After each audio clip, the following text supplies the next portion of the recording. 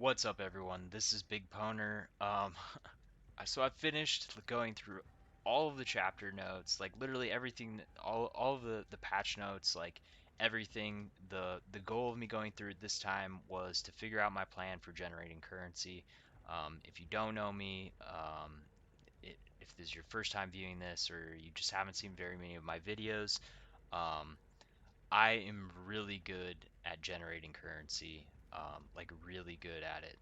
Um, I normally, last season, to give you an idea, I generated enough currency to do 8 builds with basically not having to farm at all, just basically burning currency. Like I had like stash tabs full of stuff that I crafted. I mean, like this is some of my gear from last season. I mean, I literally crafted like I think like crafting this character's weapon, I chaos spammed like I don't know, 15 to 20 foils, and this is just for one build. I probably spent 100 exalts just doing my swords. Um, like I generated a retarded amount of currency in the first few weeks of the last league. I can honestly say one thing I'm really good at in this game is generating currency. One of my builds alone, I think I spent like 5 mirrors on. For my like play gear, like perfect, like buying like perfect triple stat rolled Watcher's Eyes, like I mean like this. I don't know why the server is lagging. Um, Triple perfect Watcher's Eyes. Just it, I spent tons of currency because I was able to generate tons of currency. Um, like these are like tons of mirror items. Um, Anyways, I have gone through this and I have figured out the stuff that I'm going to be focusing on and the stuff that you guys need to be focusing on, the goals that you need to reach, and what your focuses should be through this league. There's a lot of stuff to be excited about this. I've already talked about the changes, which I did earlier, but now I'm going to teach you how to make currency in this upcoming league, and this is something you should be super stoked about because I'm super stoked about it because there are so many ways to generate currency in this upcoming league. This league is going to be so much fun. The thing is there was like this big thing like how are people going to play? How are people going to generate currency? Like if you can't make currency in this league, you either don't have the correct information or you're either like don't have the correct information or you don't know how to do it, which lucky for you, you're watching this video. I'm going to tell you how to do it, and there's a ton of different ways you can choose to do it. So if you don't want to do bossing, you don't have to do bossing. If you don't want to, eh, you're going to have a lot of options. So the biggest things that stuck out for me are several things. There's some things that are going to be staying in that are you're going to have chances at just no matter what, as long as you meet certain requirements. The first thing is blight encounters are now a part of the core game. What does this mean? There's a chance to get blight encounters in every map. It's going to be a 10% chance, so 1 out of 10 maps you're going to get a chance for a blight encounter. And you might be thinking, whoop-de-doo, I know what those drops are like. What makes this a really good currency generating thing is they made it now so that the blight encounters are going to guarantee that you get either an oil node or a blighted map. That's a huge deal because if it's guaranteeing oils or a blight map, 1 out of 10 maps, you're basically like, even if we base this on the prices of the blighted maps at the end of this last blight league, you're talking about if you're farming a tier 13 to 5, tier 13 to 16 map, you're talking about like a minimum of 50 to 60 chaos for a map drop, which most likely this next season until it dies down or something, it's going to be more than that most likely. You're going to have higher prices earlier on in the game, and obviously you're going to be able to actually complete these blighted maps, which are going to give you more chances for currency. The thing about the blighted maps was at the price that they were at, honestly, they weren't that profitable for the amount of time that you put into them. And this is from my perspective. Maybe you thought it was really good, maybe other people thought it was really good currency. The truth is I'm really good at farming currency, so the way I looked at it is how much time I'm putting into these blighted maps, the cost of the blighted maps, the cost of the oils to do the blighted maps, and the amount that I was making. It was really poor currency farming to me. However, when I had the blighted maps, they were still worth running because if I wasn't investing anything into them to run them, the currency was still decent. So, that being said, oils are going to be less accessible. So, them being guaranteed when those blight encounters do come up or a blighted map, getting a blighted map is going to make it so that you're going to have chances to realistically farm for the the the anointments, which for like my ice shot build, the Vengeant Cascade is a super powerful um, anointment, which I am definitely going to want.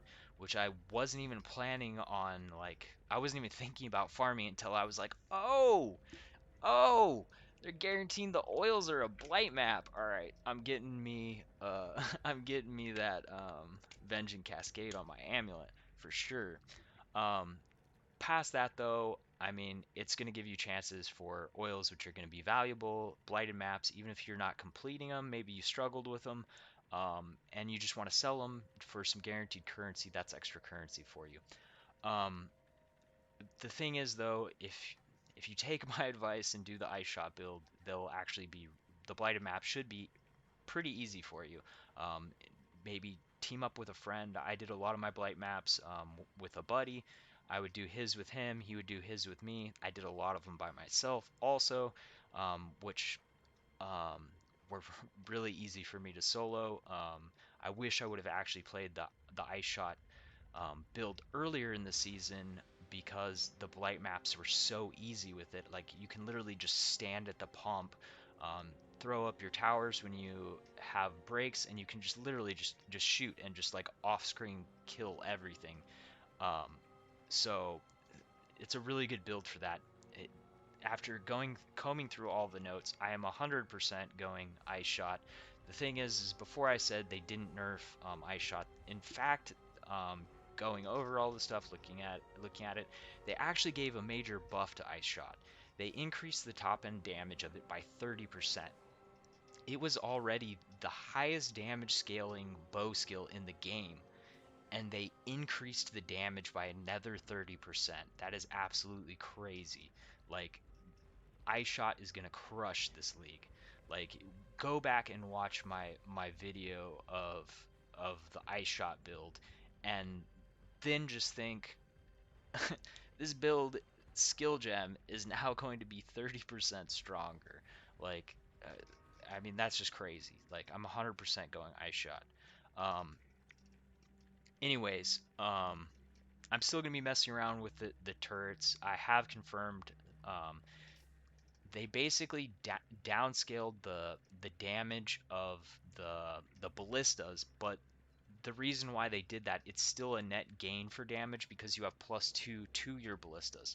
So they may have given a damage nerf to the ballistas, but now you have three of them, so effectively it is a massive damage increase. So ballistas are going to probably be pretty powerful for killing bosses, which can also be used to kill blight map bosses. The Mirage Archer did get a pretty significant nerf because I think it does like 20% um, less damage, 20% more or less damage. I think it was 30% reduced before, and now it's 50%. So that's a pretty big decrease, and they decreased the range of it by 33%. So that's a pretty significant nerf to Mirage Archer. So I probably Mirage Archer is not going to be the best choice for helping you take down bosses. Um, but the ice shot's going to pretty much do everything you need to by itself outside of bossing. The bossing is really going to be the only one of these mechanics that you're going to need help with. Another huge thing, this is like crazy. Like, so the Zana mods are absolutely amazing this season. If you watch my Sextant series, I really like the Nemesis mod. The reason why I really like the Nemesis mod is because with Sextants, if you're using Sextants on what will now be the top tier Sextants, you can roll a modifier that's Nemesis monsters drop 1 to 3 additional currency items. If you ever get this, you are going to want to add the Nemesis modifier either through Zana, or you're going to want to use a map that has the Nemesis modifier on it.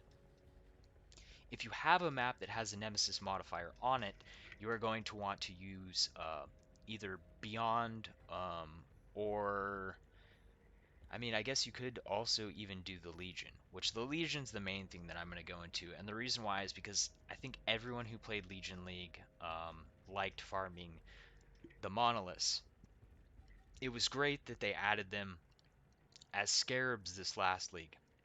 However, those scarabs were extremely expensive, which made them not really worthwhile to purchase to farm, because I think they were like 50 chaos, 40 to 60 chaos for almost the entire league, which spending 40 to 60 chaos on getting a monolith, you're probably not going to be coming out netting a bunch of currency spending that much. But Zana is it's going to cost 6 chaos to add a Legion monolith to your map, which that in higher tier maps should be a really good profit.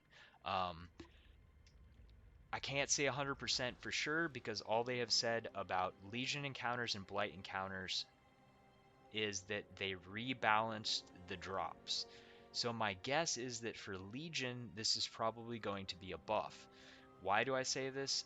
Because after Legion League, they severely nerfed timeless encounters and they severely nerfed the drops for um, the Legion monoliths.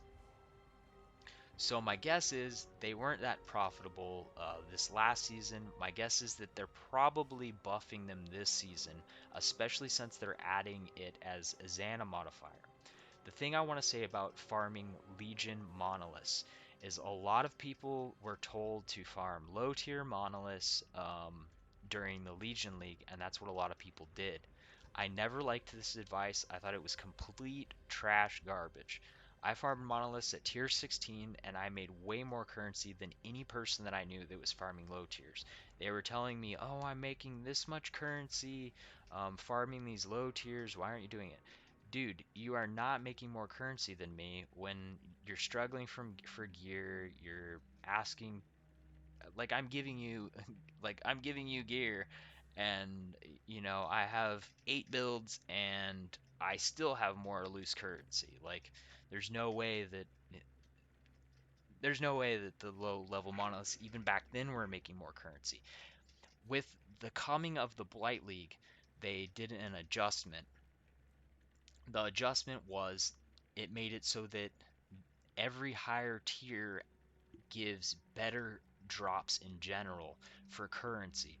This was a big deal because from Legion League and back, there was a lot of balances that didn't make a lot of sense. So you actually could get currency better in mid-tier maps, not low maps, mid-tier maps like tier 10, tier like 9, 10, 11. You would get actually better currency than tier 16s. What still makes the tier 16 better and always had been better is you can get high tier loot. Why is that important? High tier loot is always going to be one of the biggest drops that you can get in the game. My example is these fingerless silk gloves. It doesn't matter the stats on them, but fingerless silk gloves Elder. This is a great example. This last league, fingerless silk gloves, I think the lowest price for this 83 base 86 base, 83 base, was like 10 exalts. I think for most of the league they were like 15 exalts. So to give you an idea, like a 15 exalt drop, like what is better, to get a couple extra chaos or to be having, the chance to get items that are going to be 15 exalts? And then if the item's actually good, it's even more valuable. Um, so that's kind of my point on that. And everything I just said isn't even a factor because now higher tier maps drop more currency and they drop the high tier items. So there's literally no reason to be doing low tier maps unless you simply cannot do a higher tier map. But that's why you always want to be pushing to higher tier maps. So the most profitable um, place for this league with, you know, basically the lowest gear requirement is tier 11. This is kind of like where you're going to hit the sweet spot of difficulty versus rewards. The, uh, the other biggest reward ties into this also. The Nemesis maps. Nemesis maps were really hard to get this last league, and there's a lot of drops from the Nemesis maps that are just like insanely valuable. Like there's a flask that I think the lowest price I saw it all season was like 30 exalts. So super valuable drops. Um, the thing is before it was 100% luck and only through a Zana um, portal. They've added um, the ability for map bosses to drop Nemesis maps. This starts at tier 11, which is the first red map. There's several reasons why tier 11 is a good first target for you to hit to farm. First of all, you can get Nemesis maps from killing the map boss, which you always want to be killing the map boss if you can. Um, the reason why is because you're going to get the master missions. Now you'll be getting chances for Nemesis maps, which even if you can't do the Nemesis maps, they're going to be super valuable to sell. Because first of all, there's if you've never done one, let me just put it this way. All of the mobs inside of a Nemesis map will drop some type of a currency item. Comes in different types. Then the boss will wind up dropping a Nemesis specific item. Some of them can wind up being garbage and completely worthless, but some of them are super valuable. You're having a chance to get basically like an item that's like half of the cost of headhunter, basically.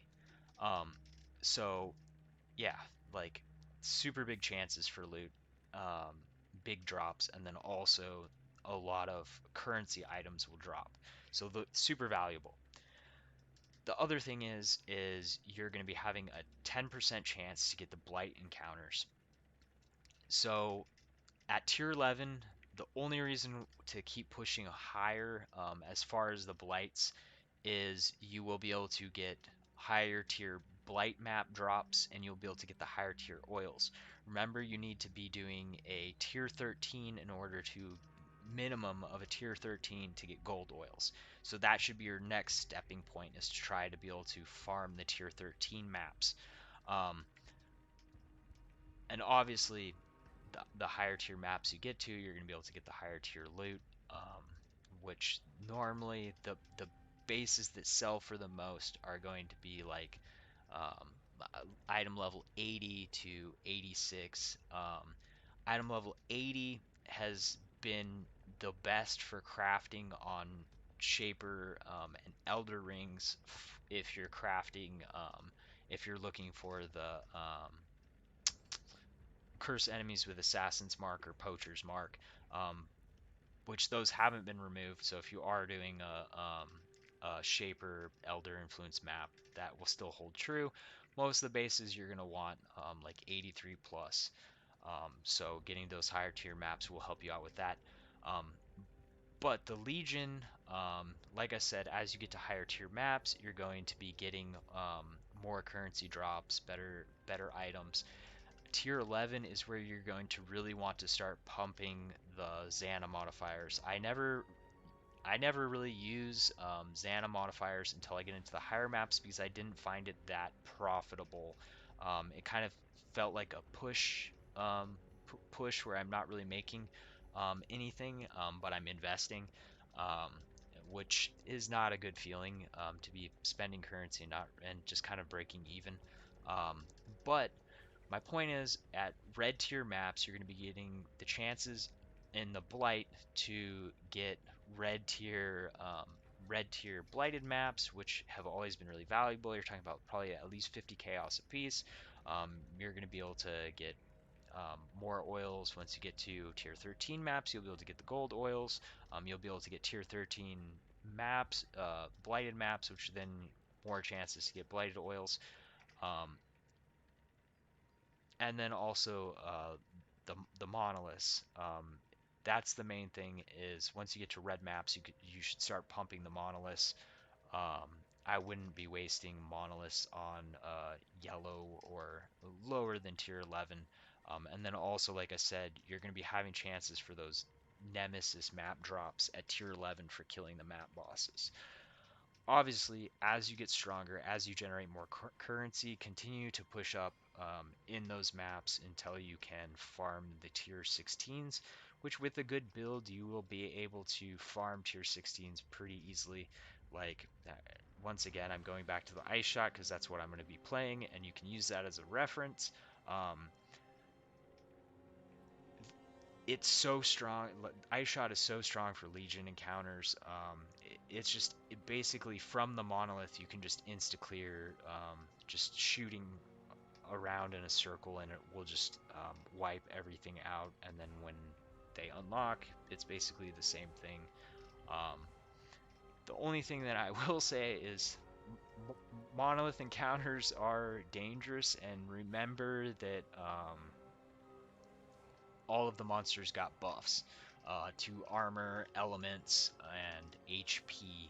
So, especially with the monoliths, playing a archer, you're probably going to want to position yourself not in immediate attack range of enemies, because if you are positioned right next to, say, like one of the big shieldy dudes or a javelin thrower, and you're standing still and the monolith pops and they throw the javelin, you're probably going to die because that javelin throw can pretty much kill any character if it hits them in those high tier maps.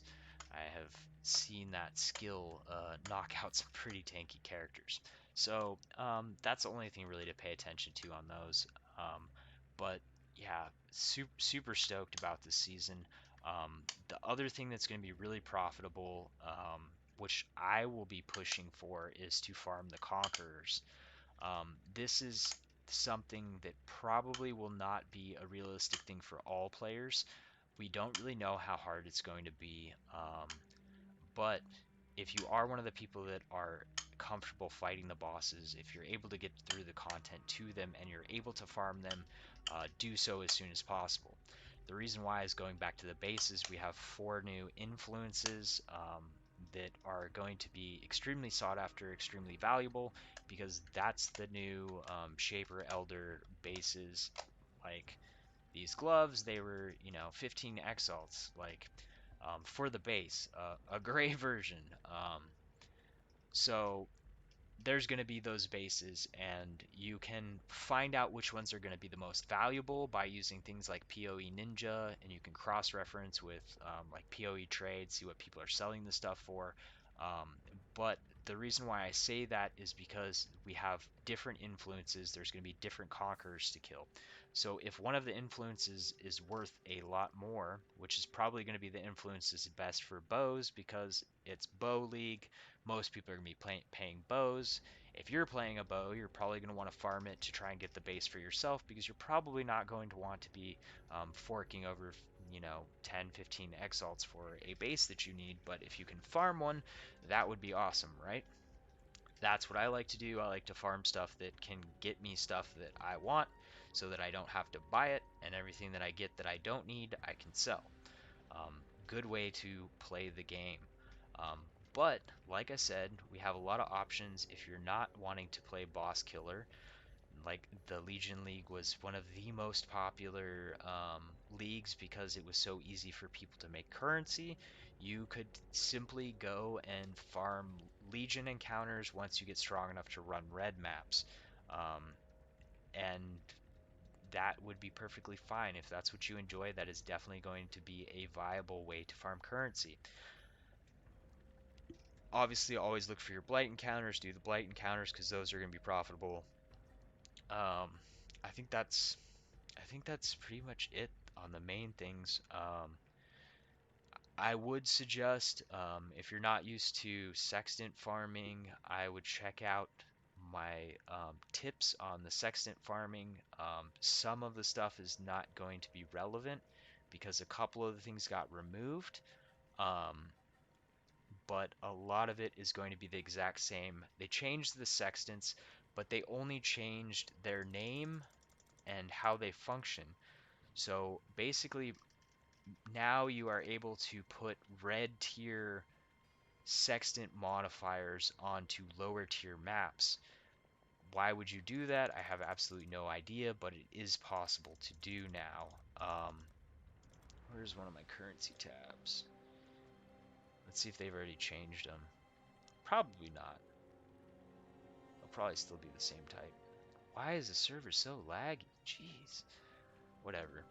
Um, but basically those yeah, they haven't changed them. They're still master, journeyman, apprentice. Okay, so that those will be changing, but they'll no longer be called that. They will they will be changing and doing different things. Anyways, thanks for watching, guys. Guys, gals. I hope you are stoked about this season now. I honestly, after combing through all of these patch notes, like I literally cannot find anything to be upset about unless you're just upset about the nerfs to Shaper Elder items. There was one thing I would like to touch on as far as changes. There was a lot of overall nerfs to crafting, but there was one thing that really stuck out to me, which will be useful to a lot of people this league. On the necklace, you are now able to get 100% reduced reflected reduced reflected elemental damage or 100% reduced reflected physical damage. That is huge. Why? One of the literally the I think the only thing that yeah, the only thing that the ice shot build can't do is elemental reflect, because it's 100% damage conversion to cold damage. Um, oh, body armors. Okay, so I'll read it to you. The lower tier reduced reflected physical and elemental damage taken modifiers on body armors now grants 100% reduced reflected elemental or physical damage taken from 15 to 22%. It used to be 15 to 22%. It's now 100%. Like that's crazy. Like that's a top pick on armor. Like if you're not going, it sucks that they they nerfed down a lot of stuff on Shaper Elders, but if you are looking for a really useful chest, the Shaper Elders items will probably be on the really cheap base side. So if you want, and they nerfed Hyri's Ire and they nerfed blah blah blah, Shaper Elder modifiers, you could get the crit base. If you could get a crit base chest with 100% reduced reflected elemental damage, that would be dope. Might not be super easy to get, but since the Shaper Elder bases are not going to be worth very much this season, um, it might be possible to pick one up. Um, that was the only other thing that really stuck out to me, besides obviously ways to cash in on getting that cha-ching ching for the builds. Um, but yeah, I'm super stoked. Like Legion, Blight. Oh, we got the master missions. We got oh man, this is gonna be a fun league and boss killing. So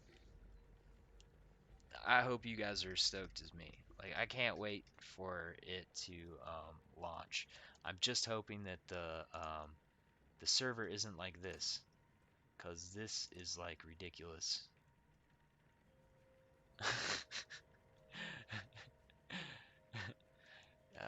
That would be a severe damper on my enjoyment.